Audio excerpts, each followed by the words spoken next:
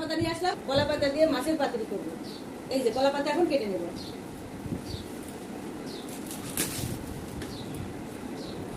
আমি মাছ ভালো করে ধুয়ে নিয়েছি, এই যে পরিষ্কার করে, কোথাও কিছু নেই। এবার আমি একে মেখে দেবো। আর এই মাছ পাতুরির সাথে আমি দেবো আলুও কুচিয়ে ধুয়ে নিয়েছি।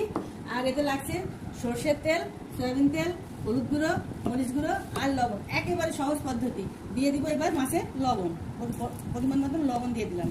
দিয়ে দেবো বেশি করে মরিচের গুঁড়ো, দিয়ে দেবো হলুদ গুঁড়ো, দিয়ে দেবো সর্ষের তেল, আর দেবো একটু সয়াবিন তেল। এবার ভালো করে মেখে নেব। তো মাখা হয়ে গেল, এবার একটু রেখে দেবো। এবার আলুটা মেখে নেব। কলা পাতা ধুয়ে রেখেছিলাম, ওটাতে আমি এখন তেল মেখে নেব। মাছকে সাজিয়ে নেব। মাছ সাজানো হয়ে গেল, এবার আলু মেখে নেব। দিয়ে দিব লবণ, মরিচের গুঁড়ো, হলুদের গুঁড়ো, দিয়ে দেবো সয়াবিন তেল। আর আমি যখন ভাজবো তখন দেখবেন আমি কিভাবে ভাজতেছি, তখন আবার সর্ষের তেল যাবে। ব্যাস মাখা হয়ে গেল, এবার সাজিয়ে দেবো। চারিপাশ থেকে ব্যারিকেড দিয়ে দেবো।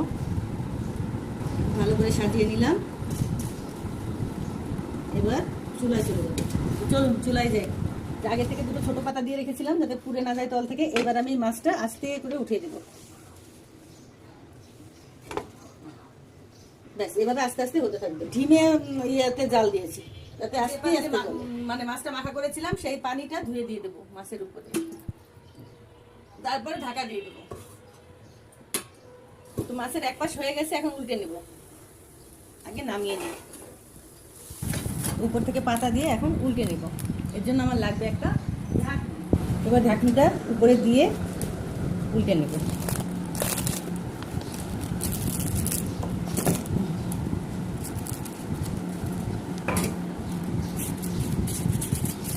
দেখুন পাতা একদম পড়ে নি, লাল লাল দিয়ে একদম ভালো হয়ে গেছে।